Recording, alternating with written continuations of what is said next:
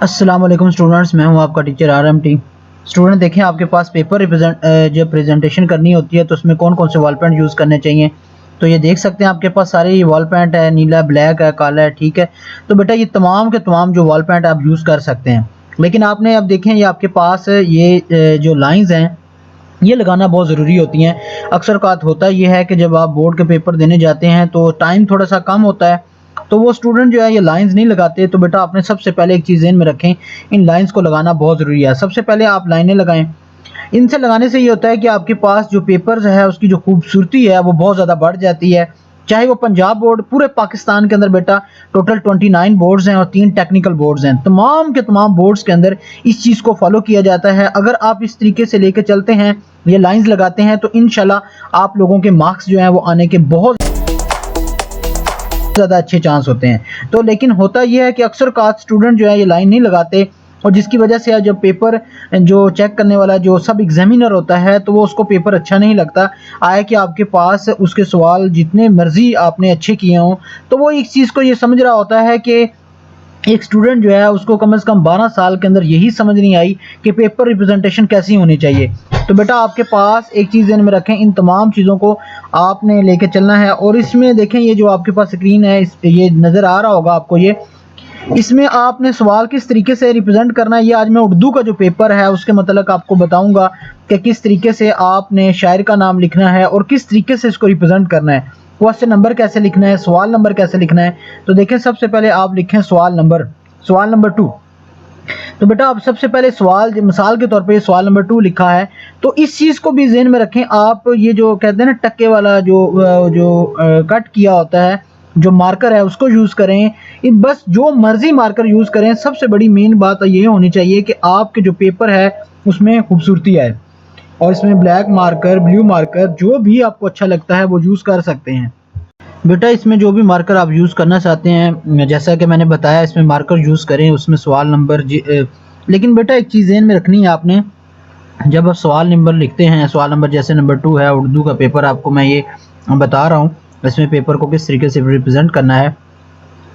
तो इसमें बेटा आपके पास देखिए, सबसे पहले आप तो लिखें वहाँ पे मुख्तसर सवालात। इसी तरह आपके पास इंग्लिश का पेपर होगा, उर्दू का, इस्लामियात का, और इसके अलावा जो मर्जी पेपर कर रहे हैं तो आप सबसे पहले उनके जो भी शॉर्ट क्वेश्चन हैं उनको इस तरीके से लिखें। जैसे कि उर्दू के पेपर में देखें, आपने सबसे पहले एक लाइन जो है छोड़ के आपने क्या किया, मुख्तसर सवालात के जवाबात लिखे। तो बेटा इस चीज़ को भी समझना बहुत ज़रूरी होता है कि स्टूडेंट जो है ना, सम टाइम होता ये है कि वो जल्दी जल्दी में पेपर जब हल कर रहे होते हैं तो उसको राइटिंग जो है ना उसका बड़ा ख्याल रखना होता है। अगर आपने इस चीज़ को लेके चलते हैं, आपकी राइटिंग बेशक बुरी हो, लेकिन आपने उसको थोड़ा सा अच्छा करके लिखा है ब्लैक मार्कर से या ब्लू मार्कर से, तो उसमें आपके नंबर आने के जो चांस होते हैं वो ज़्यादा होते हैं। और उसके बाद आपने क्या करना है, देखिए आपने सवाल नंबर 2 लिखा और मुख्तसर सवालात के जवाबात लिख दिए। अब इसके बाद देखिए आपने क्या काम करना है, ब्लैक मार्कर के साथ आपने जो भी सवाल है उसको आपने देखिए लिखा कि आपके पास ये देखें इस तरीके से खूबसूरती आती है। बेटा आपने इस तरीके से उसको शो कर देना है। अब हमें पता चल जाएगा ये क्वेश्चन नंबर 1 है। अब ये क्वेश्चन नंबर 1 है और इसका पार्ट नंबर, अब जो भी सवाल कर रहे हैं उस सवाल को लिखें।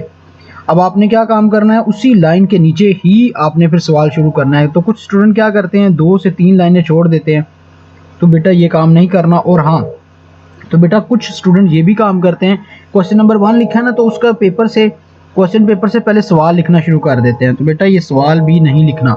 जब आपने उसका पार्ट 1 लिख दिया है तो इससे हमें समझ आ जाती है, जो सब एग्जामिनर होता है उसको समझ आ जाती है कि अच्छा ये इसका क्वेश्चन नंबर 1 का ये पार्ट है। तो बेटा इस चीज़ को लेके चलना होता है। और देखिए अब आंसर लिखा है, जो शख्स जुम्मे के दिन लोगों के गर्दनों में फलांग कर गया, गोया उसने जहन्नम की तरफ पुल बनाया।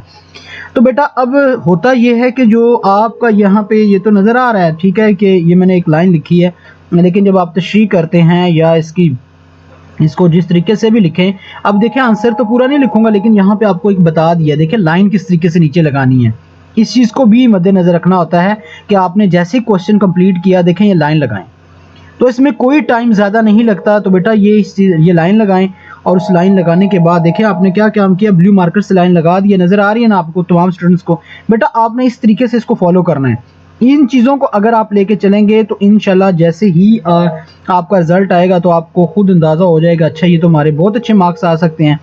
और बेटा आप सब के सब स्टूडेंट्स इस चीज़ को फॉलो करें, और जो सवाल नंबर दिया होता है, जैसे क्वेश्चन 1 है, देखिए 2 नहीं किया, अब 3 है, तो आपने 3, अब आपने ना अब ये काम करना है कि अपने जो भी जवाब होता है उसके अकॉर्डिंग, मतलब 4 से 5 लाइनें 6 लाइनें जो भी है उसके मुताबिक आपने इसके अंदर, इस लाइन के अंदर अपना जवाब लिखना है।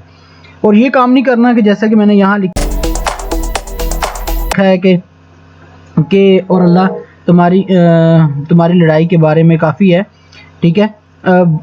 तो ये बेटा एक चीज़ में रखें, बुराई के बारे में काफ़ी है, तो बेटा एक चीज़ में रखनी है कि जैसी आपने लिख ली है ना जी पैराग्राफ, तो उसके नीचे ये दिखे क्वेश्चन नंबर 1, 3, 2, तो उससे होता ये है कि जब आप लिखेंगे इस तरीके से, टीचर जो है ना फ़ौरन उसके लिए आसानी होती है। जब आप टीचर के लिए आसानी पैदा करते हैं कि सवाल को ये देखें जवाब, आपने भी तमाम के तमाम पेपर को इस तरीके से लेके चलना, लाइंस लगानी है। और बेटा एक चीज़ में रखें, कुछ स्टूडेंट क्या करते हैं कि 2-2 लाइनें 3-3 लाइनें एक साइड पे लगा देते हैं, एक साइड पे लाइन नहीं लगाते, तो ऐसा काम ना करें, इससे मार्क्स नहीं आते। मार्क्स असल चीज़ आती ये है कि आपने पेपर को कैसा रिप्रेजेंट किया है। कुछ स्टूडेंट्स की तो राइटिंग बहुत अच्छी होती है, वो पेपर को बहुत अच्छा रिप्रेजेंट कर लेते हैं और उनके मार्क्स भी अल्हम्दुलिल्लाह अच्छे आते हैं। तो देख सकते हैं हम दूसरी स्क्रीन शीट के ऊपर आ चुके हैं। तो बेटा अब यहाँ पे आपने उसके देखें सबसे पहले तशरीह, अब ये आपके पास अशार की तशरीह, तो देखें ये सबसे पहले लिखें अशार की तशरीह। तो बेटा इसको खूबसूरत करके देखें, जैसी ही टीचर पेपर चेक करने लगता है तो उसको फ़ौरन समझ आ जाती है, अच्छा ये यहाँ से इसका आंसर है, यहाँ से इसका जवाब है। तो इन चीज़ों को अभी बड़ा ख्याल रखना है। तो लेकिन अक्सर औकात मैं बार बार कह रहा हूँ बेटा, इस चीज़ का स्टूडेंट ख्याल नहीं रखते। पेपर को रिप्रेजेंट करना बहुत बड़ी आर्ट होता है। ये आर्ट अगर किसी को समझ आ जाए ना, तो वो कोई भी स्टूडेंट्स हो वो आपके पास बोर्ड के अंदर नंबर ले सकता है। लेकिन हमारे यहाँ स्टूडेंट जो हैं अक्सर कात इस चीज़ के ऊपर फोकस नहीं करते, और जिसकी वजह से उनके मार्क्स भी काफ़ी कट जाते हैं और वो पेपर अच्छे तरीके से नंबर नहीं ले सकते। तो बेटा आपने देखें ये लिखा, अब कुछ स्टूडेंट क्या काम करते हैं, इसको ब्लू वॉल पेन से लिख के आते हैं ये शेर को, तो बेटा ऐसा काम ना करें। देखिए ब्लू मार्कर के साथ शेर को लिखें, और उसके बाद देखें चीज़ें में रखें, जब आपने ये चीज़ लिखनी है तो उसके बाद उसका नज़म जो है उसका नाम बताएं कि वो नज़म का नाम क्या है, उसके बाद जो शायर है उसका नाम बताएं। तो लेकिन स्टूडेंट ये काम नहीं करता, स्टूडेंट जो है वो एंड पे आके बता रहा होता है कि अच्छा इसका ये है, या वो लिख देता है कि मैं पैराग्राफ में मैंने लिख दिया है तो काम ख़त्म हो गया। लेकिन बेटा ऐसा काम नहीं करना। आपने जैसे नज़म का नाम लिखा, शायर का नाम लिखा, उससे होगा ये कि टीचर फ़ौरन समझ आएगा कि बच्चे को सारी चीज़ें पता हैं। और देखें जैसे ही उसने अपने शेर लिख दिया, वो जिस की आप तशरीह करने जा रहे हैं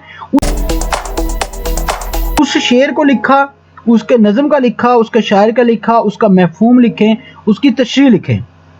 अगर आपने इन चीज़ों को फॉलो किया तो बेटा कोई भी हो ही नहीं सकता कि आपके फुल मार्क्स ना आए।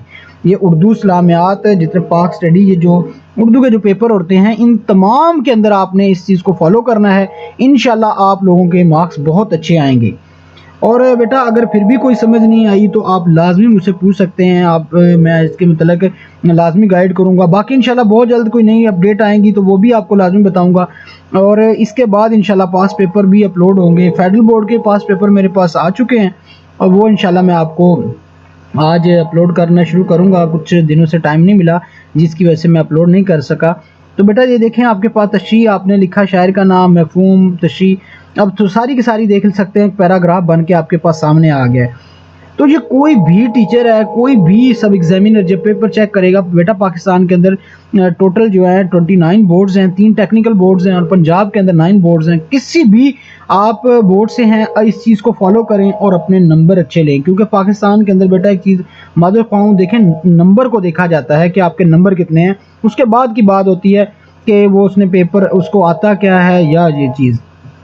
तो बेटा अपना ख्याल रखिएगा। ये सारा का सारा तरीका है और आपको समझ आ गई होगी। नज़म का नाम, शायर का नाम, मफ़हूम, तशरीह, उसका खुलासा जो, तो बेटा इन चीज़ों को फॉलो किए। जो स्टूडेंट इस चीज़ को फॉलो करेगा तो इंशाल्लाह मुझे उम्मीद है उसके बहुत अच्छे नंबर आएंगे और इंशाल्लाह वो तमाम के तमाम सब्जेक्ट के अंदर अच्छे नंबर लेगा और ग्रेड लेगा। और बेटा आपको और जैसे ही कोई फेडरल बोर्ड से रिलेटेड या पंजाब बोर्ड से रिलेटेड कोई भी इंफॉर्मेशन चाहिए हो तो लाजमी हमारे चैनल को सब्सक्राइब कर लीजिएगा। हम टाइम ब टाइम जो भी नई इन्फॉर्मेशन आती है वो यहाँ पर अपलोड करता रहता हूँ। अपना ख्याल रखिएगा और लास्ट में हमारे चैनल का भी ख्याल रखिएगा।